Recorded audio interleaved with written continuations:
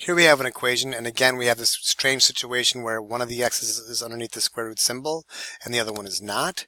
So I have to look outside the square root symbol on this side of the equation and make sure there's nothing to add or subtract. Outside the radical, there's nothing to add or subtract, there's nothing to multiply or divide. So I can go ahead and just get rid of the square root symbol by squaring this side and squaring that side. On the left side, the square and the square root cancel each other out, leaving just 2x plus 10, plus 2. And on the right side, I have to take this x minus 3 and actually FOIL it out. X times negative 3, negative 3 times x, negative 3 times negative 3. When you do all that and combine like terms, you find that you get x squared minus 6x plus 9.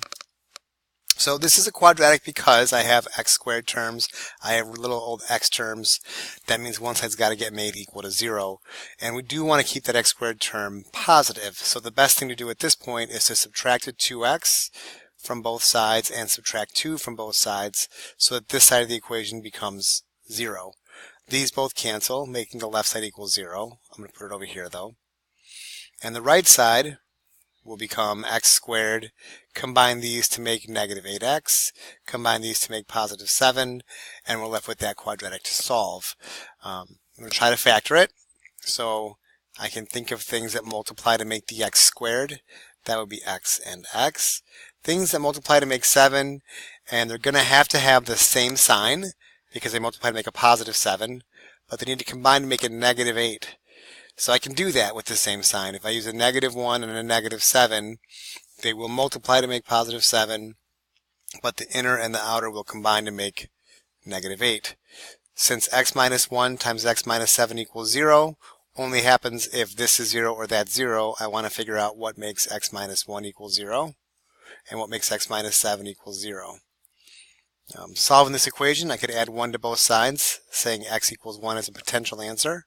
Adding 7 to both sides makes x equals 7 a potential answer. These seem good, but as we've seen, I can do all of my math correctly and still find, ooh, dear, I should not have done that. Still find out that they don't actually work in the problem itself. So, if I let x equal 1, and I look at my original problem, square root of 2 times x plus 2 equals x plus x minus 3, on the left side, I'll do 2 times 1, which is 2, plus another 2 is 4. I get the square root of 4 equals 1 minus 3. 1 minus 3 is negative 2. The square root of 4 can be simplified further to make 2 equals negative 2. 2 does not equal negative 2. This is what I plugged in to get that erroneous statement, or wrong statement, so this is not an answer. Now to the same thing with 7. The square root of 2 times 7 plus 2 should equal, x is equal to 7, should equal 7 minus 3.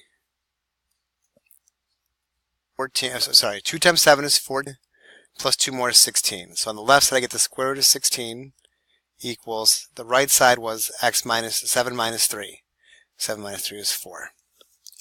I can simplify this side further. The square root of 16 is 4 equals 4. Yes, 4 does equal 4. And it was plugging in x equals 7 that made that thing come out the way it was supposed to. So this is an answer. My final answer is x equals 7. Good luck.